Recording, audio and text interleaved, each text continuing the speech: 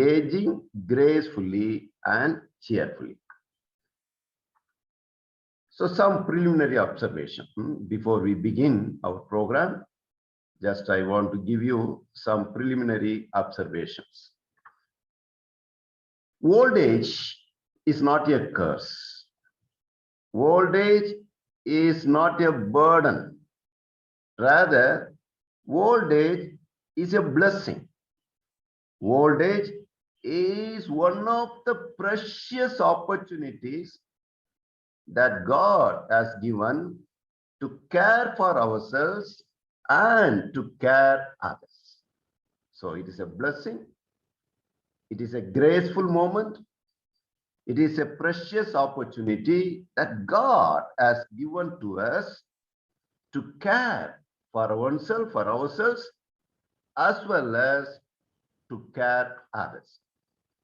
So the senior sisters who are attending this course virtually, I heard around 80 sisters are there.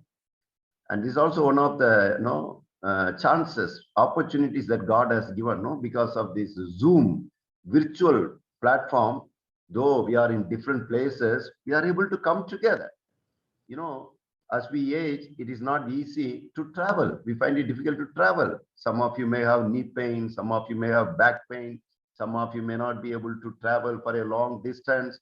But you see, God has given this beautiful opportunity that we can be connected, though we are scattered in different parts of India.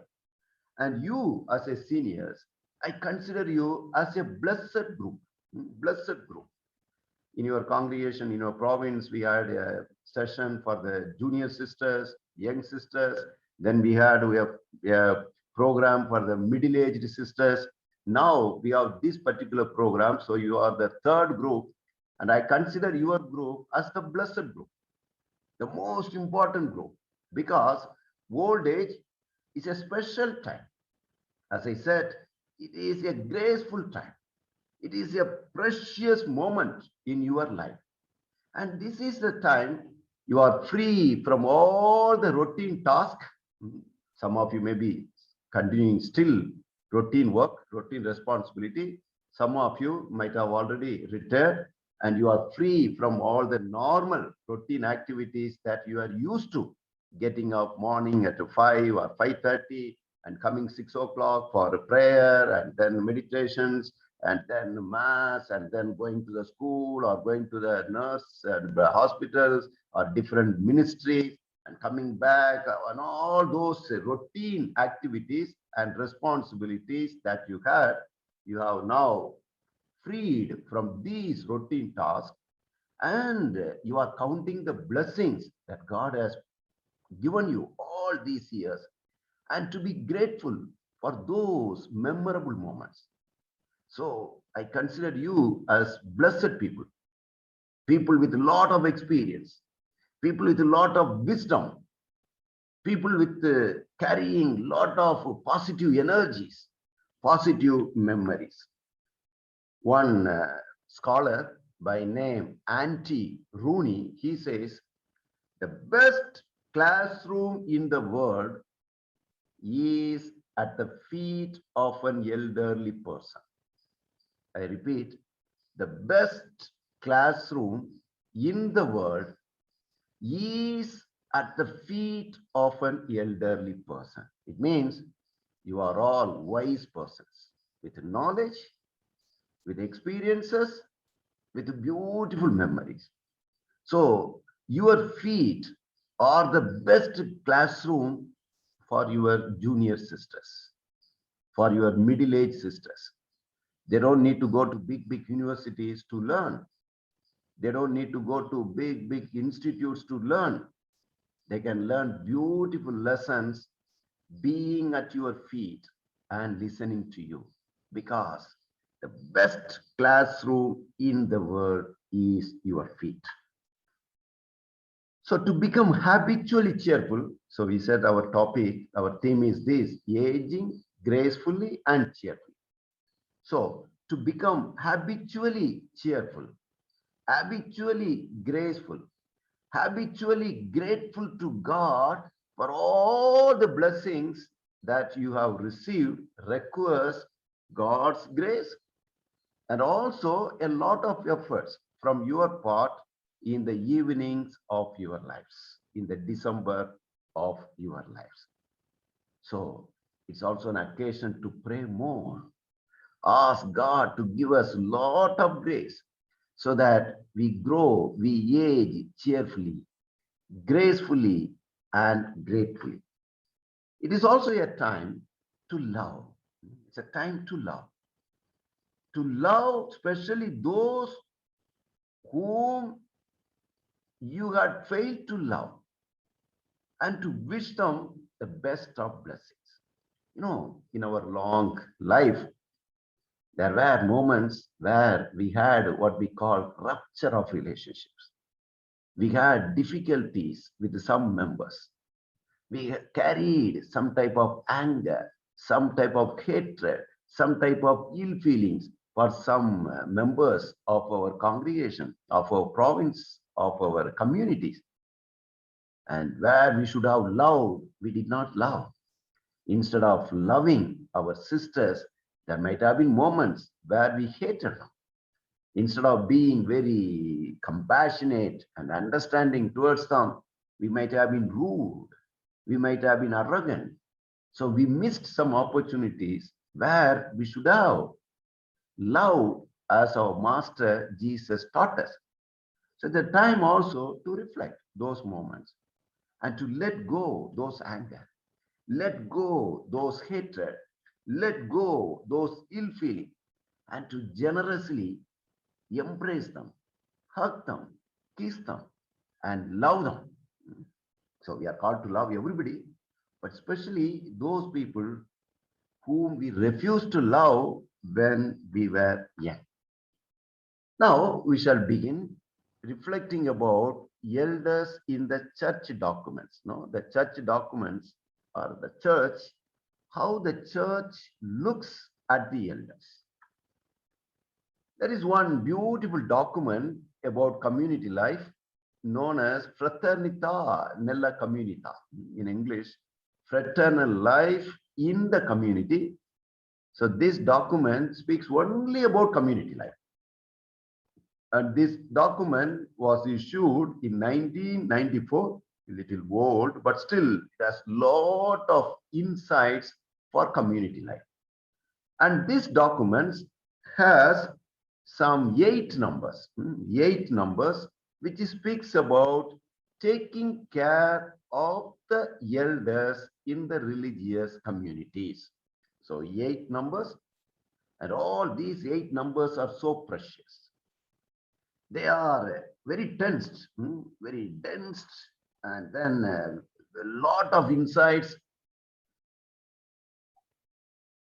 in giving insights to our aging, as well as how to take care of the elders, as well as sick members of our community. And it says, first of all, we need to accept in our midst the elders of our congregation. And we have to esteem their presence. Their presence is precious.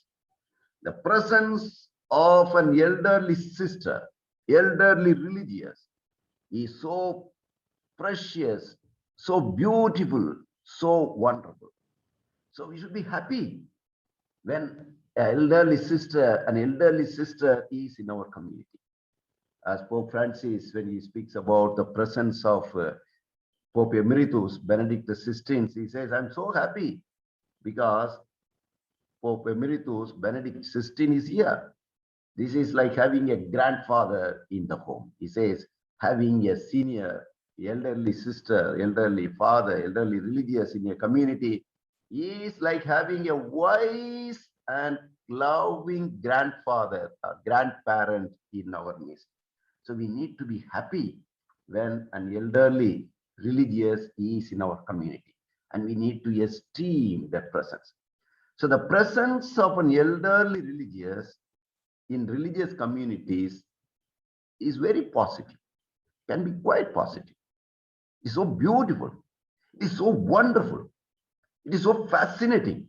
It is so beneficial. It's a blessing when there is an elderly religious in our community. An elderly religious who is all the time joyful, all the time loving, all the time positive, all the time hopeful, smiling, is an invaluable support for the young ones. So the prayer also, sister mentioned about it. So an elderly religious who is so positive, so joyful, so loving, is an invaluable support for the young religious. So they can be really an inspiration. They can be really a moment of learning for the younger ones. That's why in the beginning I said, the best classroom is your feet. So the elderly sisters, elderly religious, what they do, they provide a witness. So the younger ones can learn from their life, can learn from their life experience. So an elderly sister who is there in a community, in a province, in a congregation, she provides a witness, especially to the younger one. She provides wisdom and she provides prayer, as she has already retired from her ordinary routine activities of life.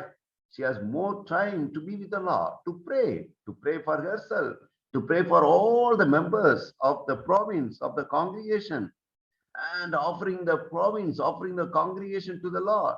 So she is very close, spends time with the Lord. So she is a great inspiration by her life witness, by her wisdom, as well as by her prayer life. And the document also says a religious who take care of the elderly religious also give evangelical credibility. You know, sometime when we are so old, when we cannot depend upon ourselves, we need the support of others, then there are younger sisters who take care of the elderly one. And it is not a burden. It's not that the elderly sister is giving a burden to the younger one. No, that younger one, by taking care of the elderly sister, elderly religious, is giving an evangelical credibility. So consecrated persons should also prepare themselves long in advance for becoming old and also for extending their active years. So later we'll also try to see this point. The document says, so when we are young, that time itself, we should slowly prepare ourselves to reach this advanced stage. And we all know one day we all will become old. Today, if I am 40, next year I will be 41, then 42, 43, 44, it will go on. It will never come down. So one day we all will reach above 60 and 60, 70, 80. So when we are young itself, we should prepare ourselves so that when we reach this particular stage, we are happy, we are cheerful, we are grateful. And also the document says we should extend our active years. It means in religious life, there is no retirement. We don't retire. We are religious till our death. We bear witness to Jesus till our death. We continue to be missionaries till our death. There is nothing, Lord, my life as religious is over. No, it never gets over. We are there. Even the day we die, we are religious. We bear witness. We proclaim the gospel. We are the missionaries. So, these active years, we can extend. How we can extend our active years? By taking care of ourselves, taking care of our health, doing some exercise, taking care of our diet, taking care of our health, so that we are healthy for long years. We are healthy that we continue to work. Later, maybe the last class I will show how people are very active even when they are 80, 85, 90. When I was in Rome, I have seen many elderly people, especially women, even when they are 80, 85, they drive car. They come to church for mass by driving the car. 80, 85, even 90, I saw. One 90 old, one mother, one lady was there. She used to come to the church by driving. And then she was living alone. Sometimes she used to invite me for supper. I used to go to her house. She was alone, but she prepares, she cooks, and I mean, she's prolonging her active years even when she's 90. And this is very important for religious. Because some of us, we become already bedridden when we are 50, 55, 60. We become old even when we are young. So we need to take care of ourselves, take care of our health, do some exercise, prepare ourselves so that we are able to extend, prolong the active years. And the institute, the congregation, should be also very much concerned about the elderly religious and supporting them. You see, your provincial is so interested about you, so much interested about your health, so much interested about your well-being, your happiness, your joy. That's why she told me we had program for our young sisters, we had program for our middle-aged sisters. What about our senior sisters? They are very precious. Father, we should have something for our senior sisters. I told her, sister, I am used to take classes only for young sisters or a middle-aged sister. For the seniors, I haven't taken any classes. He told, no, no, father, you try. Yeah, we shall have some session for our senior sisters because I am concerned about our seniors. I am concerned about our sisters who are all now not that active as they used to be. And that's why sister has arranged this program, and you also with a lot of interest, you are participating. So it's very important that we should not think, okay, these sisters are already retired and then now we don't care for them because they are not active in mission. No, you are so precious. And the congregation, the province, the provincial consultants, and the superiors of the local communities, even every member of the province should be very much concerned, interested in the growth of our senior sisters. And the document continues to say the religious communities should provide care and attention fraternally. So no religious community should neglect the seniors. We should go out of the way, show extra care, extra attention as our own sisters, as our own grandmothers, grandparents, and in a way consistent with consecrated life.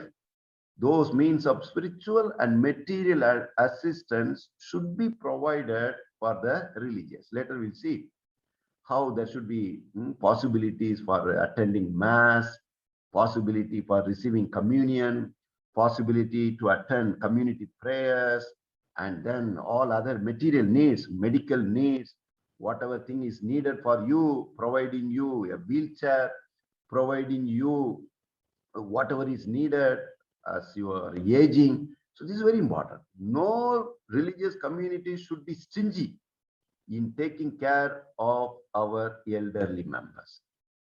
Of course, we have our poverty, but that doesn't mean that we should be so stingy that we say I don't have money, we don't have money to take care of you, we don't have money to buy a wheelchair for you. No, whatever is needed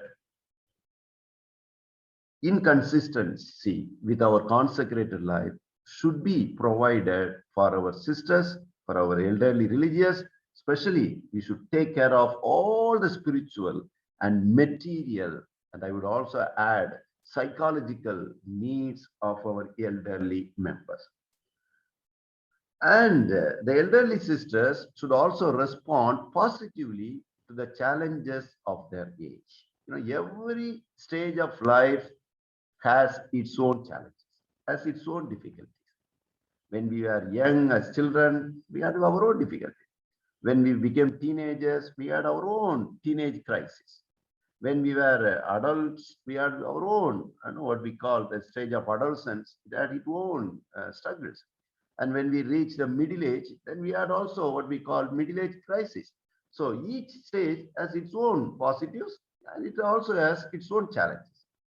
And as we grow old, when we reach what they call third age or fourth age, then it also has its own difficulties, its own challenges. Respond to it positively, accept it. Okay, I have reached 60, I have reached 65, I have reached 70 or 75. No more. I can be what I used to be. So I am facing some difficulties, some challenges. Okay, all right. Respond to it, confront it positively rather than being depressed, being frustrated. Those days I used to run, I used to walk fast.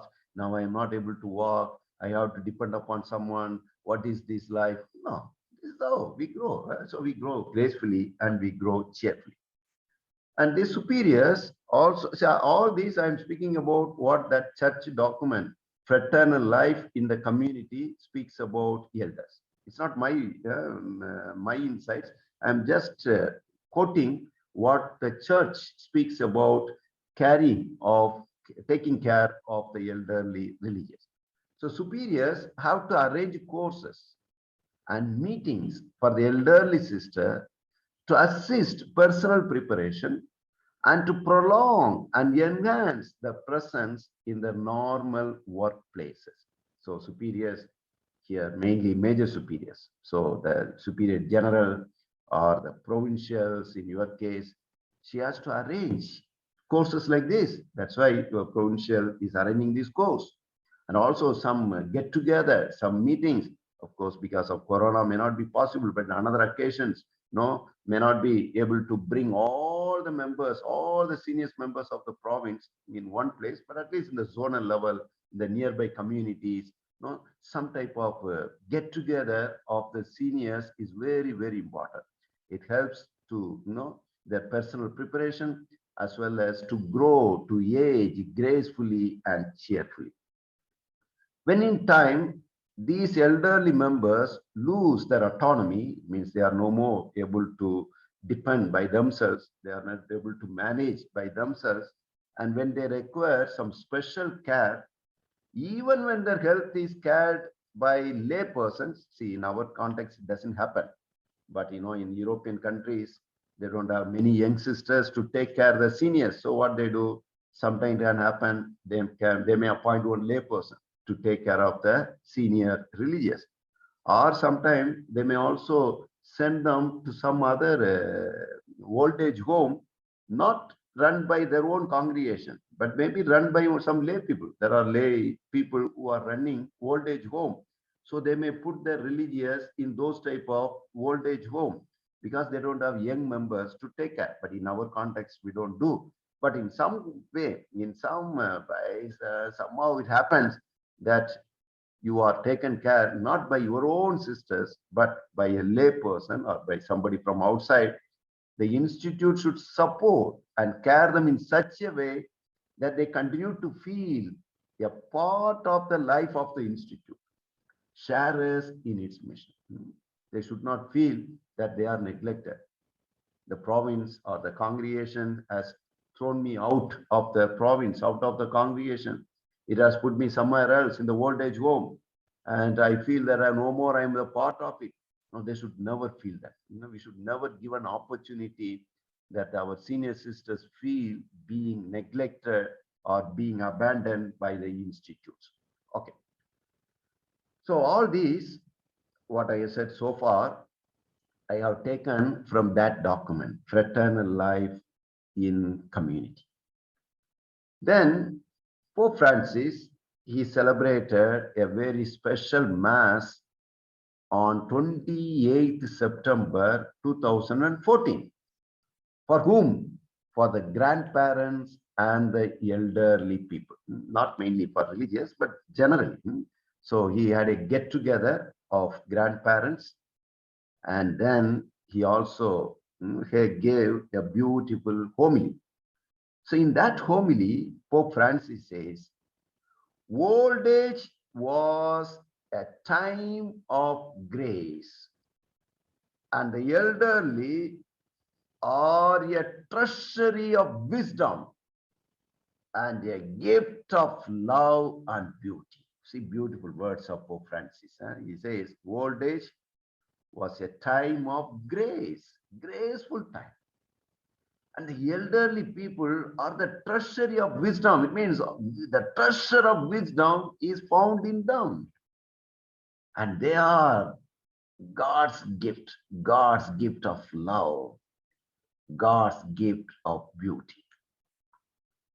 And he continues to say, people that do not have care for the elderly have no future. Beautifully, he says, huh? If our younger sisters, younger religious, if they do not take care of the elderly sisters, those young ones have no future. Okay. And such people loses its memory and its roots. Because the memory and the root is with the seniors. So in our context, the younger ones should learn from the senior sisters because they have the memory of the congregation. They know the tradition of the congregation. No, they know the history of the congregation. They know the root of the congregation. So the younger ones should learn the tradition, the history, the root of the congregation from the seniors. And if the younger ones, if they neglect the senior ones, the senior sisters, what happened? It is their loss, the loss of the younger ones. They lose the memory and they lose the root. That's why Pope Francis says, those people have no future at all. And he also speaks about the abuses of elders. You know, there are also occasions, may not be in our religious communities, but sometimes in the families we see, no, how seniors, old people, grandparents are not properly taken care. Also, they are sometimes abused. Other day, I saw one WhatsApp video. I was really, so much I was pained. I saw somebody, one I think daughter-in-law or daughter, I do not know, with a big stick. She was going on beating that one old lady, one grandmother. That grandmother was crying, crying. No, she was not simply beating. I could not believe. I could not bear how people can beat, how people can ill-treat the elders. So it is inhuman to abuse elders. It is inhuman. Pope Francis says it is inhuman. So in our religious congregations, we may not beat our senior sisters, but that there are occasions where we don't treat them properly. The younger ones, they abuse them, they scold them, they use all type of words. And Pope Francis says it is inhuman to abuse the elders. There must never be institutions where the elderly are forgotten, hidden, or neglected. Very strong words, Pope Francis. There must be a no province. There should be no congregation. There should be no religious community where the elderly religious are forgotten, hidden, unrecognized, and neglected. And Pope Francis, as he was speaking to the ordinary people, there are especially in Europe, there are many old age homes are there. Even in India also now, there are so many old age homes. Even our neighboring community has a old age home where we used to go for mass. And Pope Francis says, homes for the elderly, especially these type of old age homes, should be the lungs of humanity. See the beautiful words, no? Lungs of humanity. So the humanity breathes because of these elderly people. And these old age homes should be sanctuaries of humanity where old and weak are cared for and taken care of like a brother or a sister. So old age homes are lungs of humanity. They are sanctuaries of humanity, according to Pope Francis. Then Pope Francis also says young people should visit the senior citizens and come out of the misery and sadness and become joyful.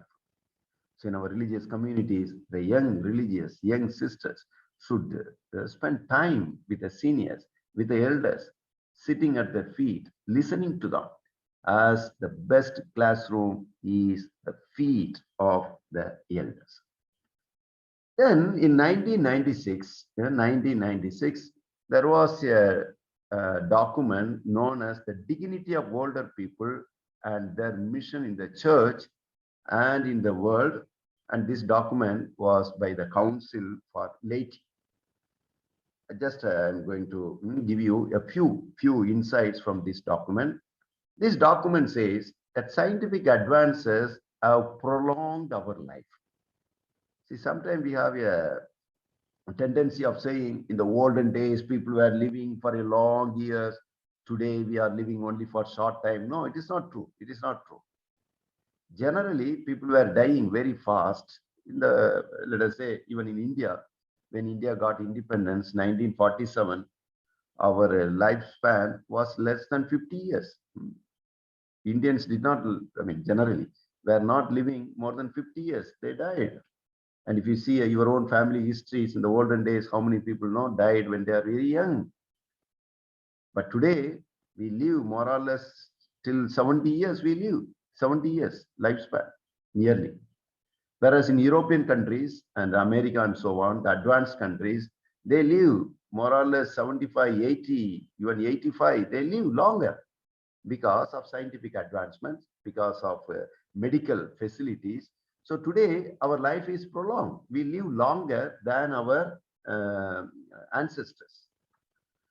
So the church speaks about third age. So third age means from 58 to 75, maybe also from 60 to 75.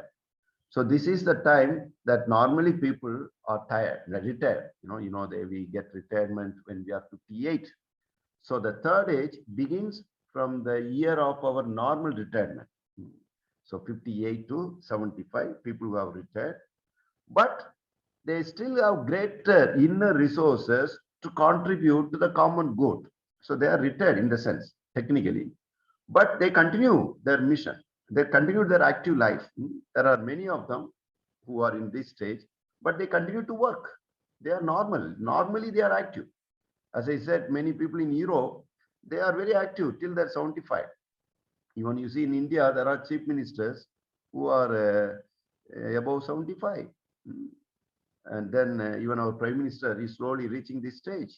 And remember our Pope Francis, when he was elected as a Pope, he was 76. 76. So already he crossed this third age, even when he was elected as a Pope.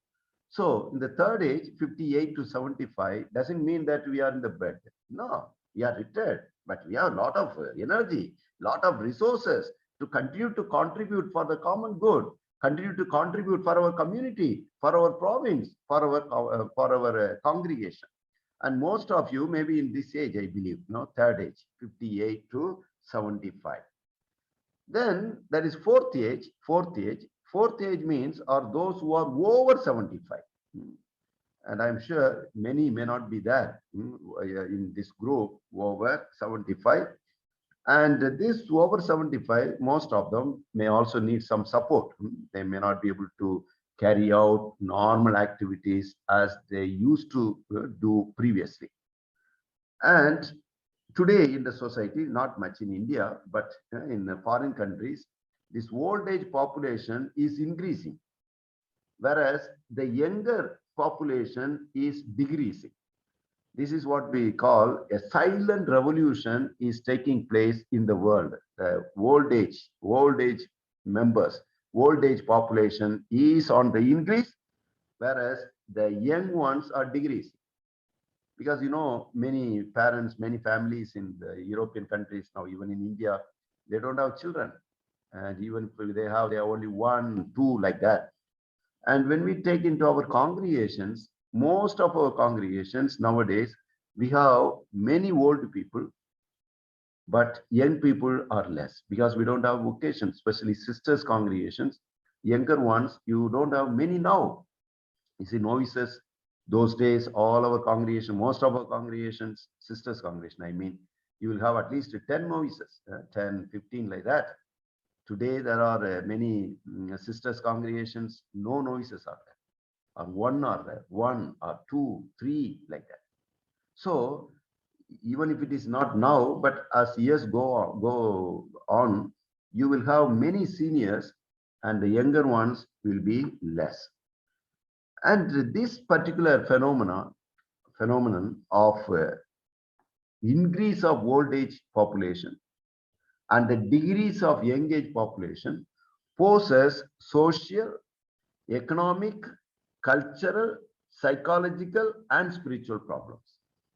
And in our communities also, in our congregations also, provinces also, if we have more senior members and less younger ones, it will pose some problems. Then October 1st is considered as the World Day of Old People, declared by UN, the United Nations, so October 1st. Convinced that the older people still have a lot to say and give to the life of the society, the Holy See calls for the dignity and the fundamental rights to be respected. And Church affirms the primary importance of recognizing and fostering the intrinsic value of the persons of all ages. As I said, everybody, life is precious. From the time we are in the womb of our mother till we go to the graveyard, we all have our own value. Each stage, each age has its own intrinsic value. It's nothing like, when we are 10 years old, we are more valuable. When we are 90 years old, we have no value at all. No. Every age has its own intrinsic value. The church teaches us. The church also reminds us that human and ritual riches, reserves of experience and wisdom accumulated in the course of entire life should not be lost. So a senior sister who has accumulated lot of knowledge, lot of experience, lot of wisdom in her entire life, if she is 80 years old, so all these 80 years, she has accumulated lot of experiences. And those experiences should not be lost. We should make use of it. Our Superior General always used to say this. When we ask for some transfer, this and all, you say, see, you have acquired so much of knowledge, so much of experience in being in this mission. We want to make use of your experience. We don't want to lose your experience. Be there. Help the junior ones. Because you have all these years you have accumulated. Why do you want to waste your experience? Why do you want to waste your wisdom? 80 years. And precious. Those experiences are precious. Those wisdom are precious. Okay. So somebody has raised a hand. Something is there. You can. Okay. Some sister has written, we are not getting the volumes. Sister, problem may be there only, I think, sister. Maybe. I don't think we have problem there. Okay. So I'm just quoting what John Paul II said about seniors. See, just I'm reading it. You are not and must not consider yourselves to be on the margins of the life of the church. He is writing to the seniors, and he writes saying, you are not and must not consider yourself to be on the margins of the life of the church. Passive elements in a world in excessive motion, but active subjects of a period in human existence which is rich in spirituality and humanity. You still have a mission to fulfill and a contribution to make. Remember this, sisters. You still have a mission to fulfill and a contribution to make. Now we come to the next one. Meaning and value of old age. Meaning and value of old age. So for some, old age may have a traumatic experience. Some may think old age is something very painful, miserable, sad experience, and so on. Reaction with the passive resignation to rebellion, rejection, and despair. So they may react with passive resignation. They may rebel. They may get angry. They may shout. They may react. Some people even throw things. They throw objects, and they scold people who are taking care of them. All that. So if you have this type of negative attitude with regard to our old age, then what we do, we accelerate the process of our own physical and mental deterioration. More and more we have negative attitudes, more and more we will suffer. More and more we will have problems, physical problems, health issues, mental problems. So the negative attitudes is not going to help any one of us.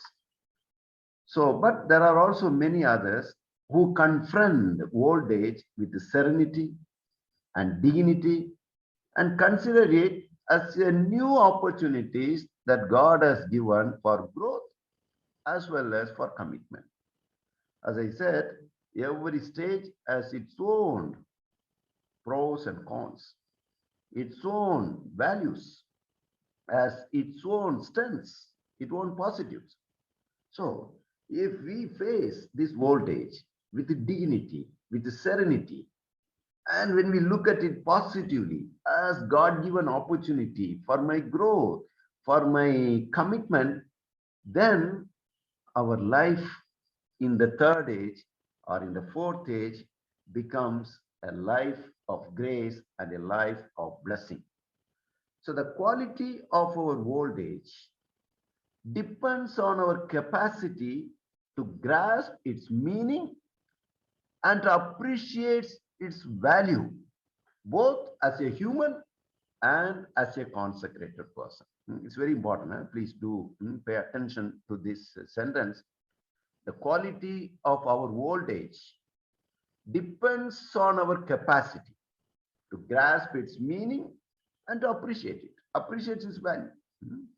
So every age has its own meaning. Every age has its own value. Every age has its own beauty. Every age has its own strengths. And once you look at old age positively, and that is how you will also live your old age qualitatively, cheerfully, and gracefully. So we need to accept old age as a stage in the journey by which Christ leads us to the Father's house. No, he says there are rooms. I'm going to prepare a room for you in my Father's home. And we are all preparing ourselves to go to our final home, to reach God. And to reach God, God has given us different stage. We are having a journey. In that journey, we have different stage. And now we are in this stage, the third age or fourth age, preparing ourselves to complete our journey and go to our Father's house. So only with this faith, we'll be able to accept old age as a gift as well as a task. So the only way to live well in old age is to live it in God. So beautiful expression. The only way to live well in old age is to live with God. That's why old age is a time to spend more time with God. Old age is time for prayer. Old age is a time to sit in front of the Eucharist, look at Him, gaze at the Lord. So the best way of living our old age is to live with God. And the presence of older persons is a gift and a new human and spiritual potential for enrichment, which we already said. When a old person, old religious is in our community, this is a grace, this is a gift. And it helps us to grow as human beings. It helps us to grow as spiritual persons. So the contribution that the older people, by their experience, can make to the process of making our society and culture more human is very, very valuable. They can contribute a lot. Don't think old people have no contribution. Their life is over. No. They are people with a lot of experience, lot of wisdom. So they can contribute for the growth of the community. They can contribute for the growth of the province, growth of the congregation, growth of the members, very especially the younger ones.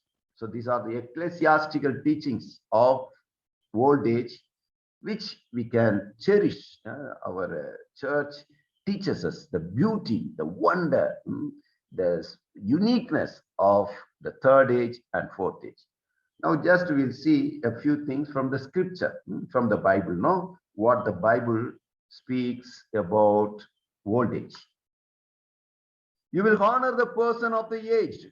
Book of Leviticus says, you will honor the person of the aged. It means you should respect the elders. What does it mean? You should respect the elders. So a heartfelt exhortation in favor of parents, especially in their old age, is found in the book of Sirach. So the book of Sirach says, whoever deserts a father is no better than a blasphemer. And whoever distresses a mother is accursed by the law. So in other words, the book of Sirach says that we need to respect, we need to give importance to our parents, to our grandparents. And you see, God appeared to Moses saying, I am the God of your ancestors. So God is interested in the ancestors, the God of Abraham, the God of Isaac, the God of Jacob. So they were all seniors, they all left the world. But God says, I'm interested, I'm their God. So giving importance to the ancestors. So God links his own name with these great patriarchs, God of Abraham, God of Isaac, God of Jacob. God did not forget the seniors. God did not forget the elders. And then we have, it says, in old age, they will bear fruit. Another expression. Psalm 92 says, in old age, they will bear fruit. Mean, old age is not a waste. Old age is not like a fruitless age. No. Even in old age, you can contribute. In old age, they will still bear fruit. So the power of God can be revealed in old age.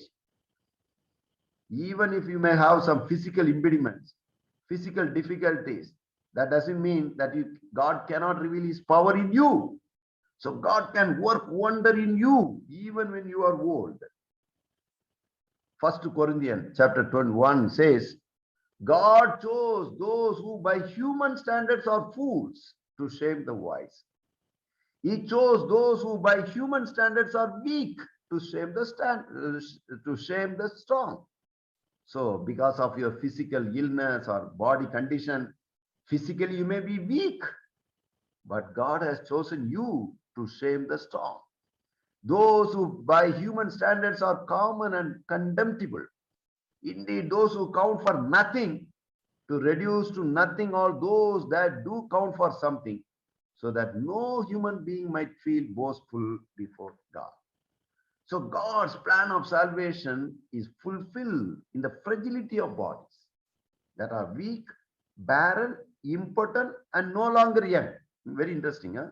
So God's plan of salvation is fulfilled in weak human beings, in barren human beings, in impotent person, people who are already in the third or fourth age. Remember Sarah? Sarah was a barren lady. She was in her old age. Remember Abraham? He was more or less 100 years old. And the chosen people were born from these elderly parents, Abraham and Sarah. God chose these weak bodies for his redemption, for saving the humanity, for redeeming the humanity. Again, you think about Elizabeth. Elizabeth was barren and she was already in her old age. And her husband, Zachariah, he was also already very elderly. And God chose these elderly parents, Elizabeth and Zachariah. And from them, John the Baptist was born. And he is the herald of the good news. He was the precursor of Christ, the Savior. You see how God has chosen not the young ones, but the elderly parents. Then the Psalm 90, we read, the span of our life is 70 years. Okay, normal span of our life is 70. 80 for those who are strong. Some who are strong, they may live till 80. But the whole extent is anxiety and trouble. They are over in a moment and we are gone. So all the difficulties will disappear. Abraham breathed his last, dying in a happy, ripe age, old and full of years. And he was gathered to his people. Today, death has lost its sacred character and its sense of fulfillment. Understand? Today, death has its own value. It is sacred, it is holy. And today, death has lost its sacred character, its sense of fulfillment. It has become a taboo. If they say, I want to die, oh no, well, as we reach the age of death, it has become like a taboo. People are not happy. So the Son of God who became man reversed the significance of death. He flung open the doors of hope to those who believe in him. For Jesus, death is not the end. Jesus teaches us death is not the end. This is the beginning of a new life, beginning of eternal life. And one who believes in Jesus will never die. He always lives. That's why Jesus says, I am the resurrection. And anyone who believes in me, even though that person dies, will live. Because this is only a transformation, change of our state. We never die. We always live. We live eternally. So anyone who believes in me, even though that person dies, will live. And whoever lives and believes in me will never die. So there's no death at all. Only our physical body may die. Our physical body may disappear, may decay, but we don't die. Those who live in Christ will live forever. So, as we grow old, don't be afraid of death, because there is no death for us. Our body may disappear, no problem, but we live. Because we believe in Christ, who said, I am the resurrection. And anyone who believes in me will not die. So beautiful message that God, Jesus himself has given. So in the light of these words, which we reflected, death no longer a condemnation. Okay, so don't be afraid. No longer a meaningless epilogue of life, a conclusion of life, signifying nothing. No. So, death is revealed as a time of hope. So the true and certain hope of coming face to face with the Lord. So the more and more we become old, more and more we are coming closer to meet Jesus face to face. I have seen some senior sisters, when I visit them to give communion and so on, they used to say, Father, I'm very happy because my days are coming very fast. Day of meeting the Lord is coming very close. Soon I'm going to meet the Lord face to face. So it's a time of hope, a time of joy. Because slowly we are coming closer, closer, closer to meet the Lord face to face. So death is not a condemnation, not a meaningless epilogue. It gives us a hope that I am going to meet the Lord very, very soon. Teach us to count up the days that are ours. We shall come to the heart of wisdom.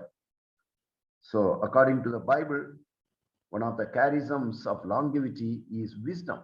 So people who live for longer, they are wise. They have received wisdom. And what is wisdom? It's a gift of God, which older people must set as their goal. So as they grow more and more, they receive this gift of wisdom. So only in pursuit of this wisdom, this goal, can they attain the wisdom of heart that enables them to count how few days they have. That is to live the time that providence grants with a sense of responsibility. Only little time is given to me here. I am soon going to meet the Lord. And this little time that is given to me is a time of responsibility, a time of commitment, a time of positivity. Live this life happily, joyfully, cheerfully, preparing myself to face the Lord soon, face to face. I'm reading another one from the book of Sirach. Do not disdain one who is old, for some of us are also growing old. Do not rejoice over anyone's death. Remember that we all must die. Do not slight the discourse of the sages, but busy yourself with their maxims. Because from them, from the elderly religious, you will learn discipline. And you will learn how to serve princes, how to serve God. Do not ignore the discourse of the aged, for they themselves learn from their parents. From them, you learn how to understand and to give an answer when the need arises. Beautiful passage from the book of Sirach, which speaks about the value of the elders. Then another quotation from the book of Sirach, chapter 25. How attractive is wisdom in the aged? This is so beautifully, how beautifully he writes, no? How attractive, how wonderful, how beautiful is wisdom in the aged, and understanding and counsel in the venerable.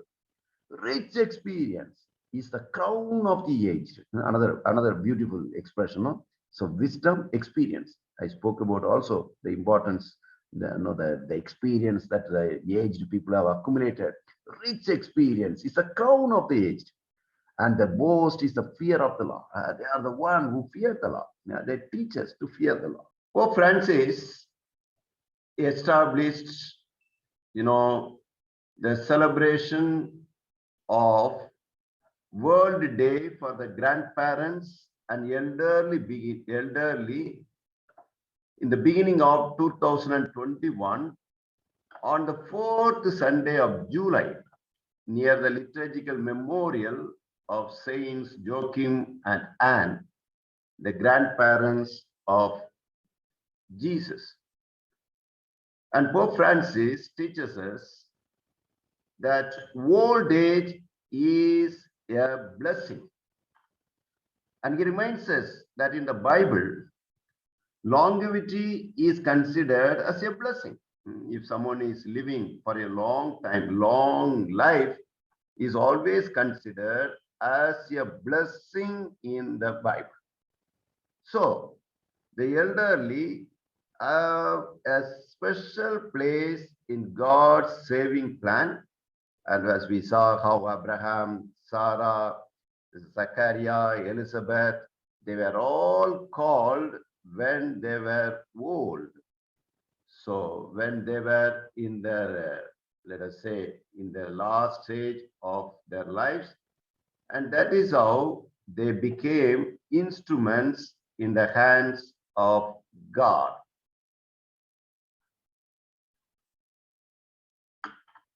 So grandparents are the indispensable link in educating children and young people in the faith.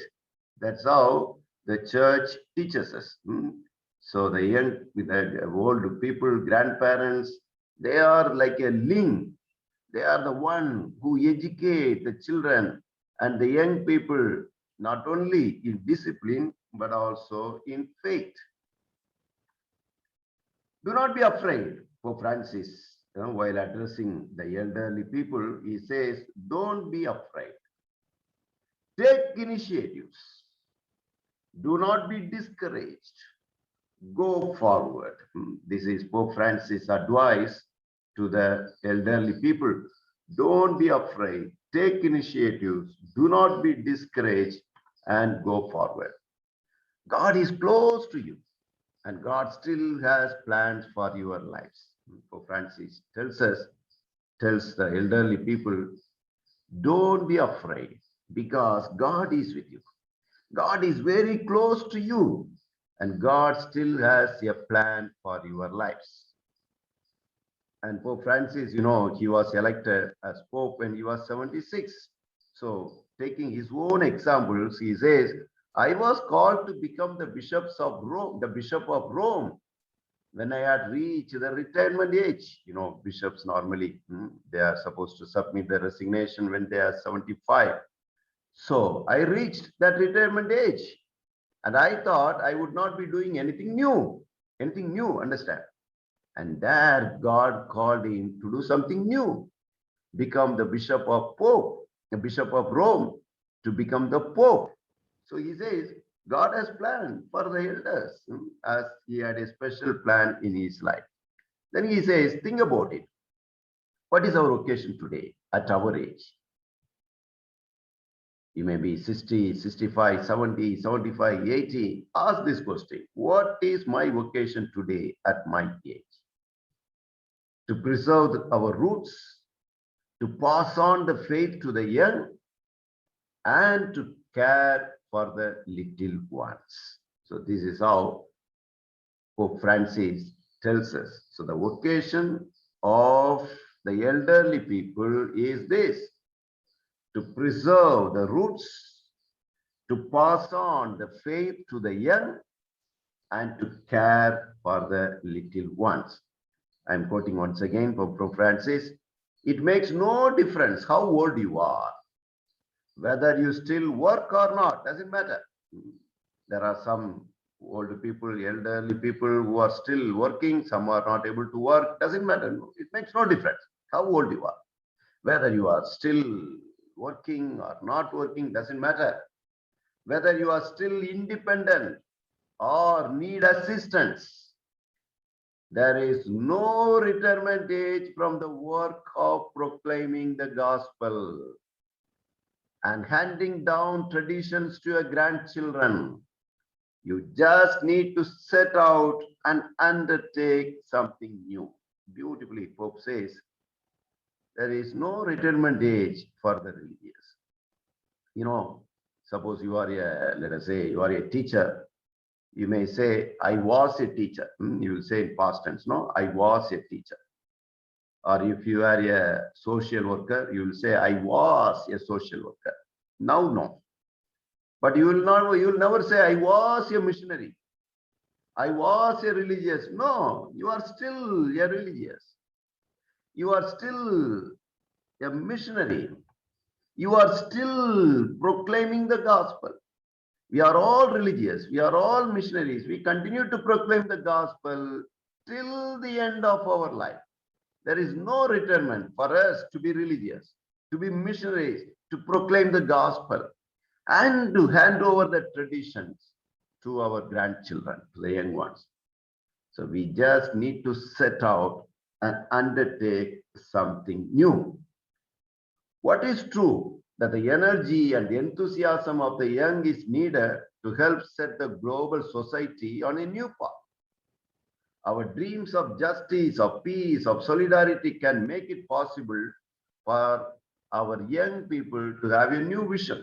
So we can help the new people to have new dreams, dreams of justice, peace, solidarity, etc. And you need to show that it is possible to emerge renewed from the experience of Godship. So to the young people, you can teach, yes, it is possible. Of course, it has its own difficulties. And as you have already gone through those difficulties of realizing our dream, you can share those experiences with the young ones. So without memory, we will never be able to build. Without a foundation, we can never build a house, never. And the foundation of life is memory. And who is having that memory? Memory is with the elderly people. So as elders, you have a lot of experience, you have a lot of memory. And without this memory, the younger ones cannot build. Because this memory, the experience, the wisdom that you have is like foundation. And Pope Francis says, how can you build a house without foundation? How can young religious build their life without your experience, without your memory, without sharing the tradition? So sharing the painful memory of war is important for helping the young to learn the value of peace. So he is giving an example. If the young people need to learn the value of peace, they should know also the painful memory of war which existed. So you are sharing this, especially to the elderly seculars, not to the religious.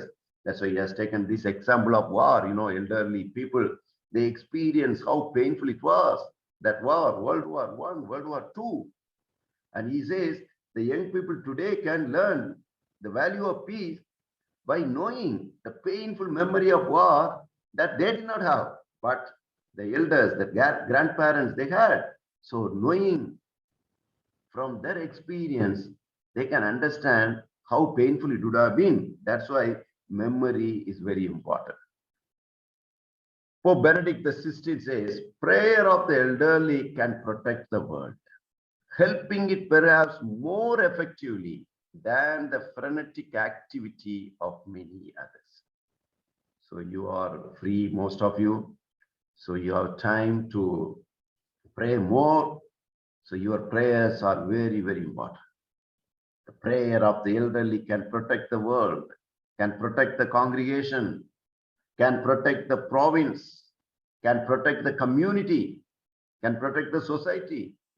helping it perhaps more effectively than the frenetic activity of many others. Your prayer, Benedict XVI says, your prayer is very precious resource, a deep breath that the church and the world urgently need, especially in these difficult times of pandemic. Sorry, this is by Pope Francis. Your intercession for the world and for the church has great value. So Pope Francis says, your prayer is very precious resource. Very especially this time of pandemic, COVID-19, as people are all in panic, in difficulties, your prayer is very, very precious.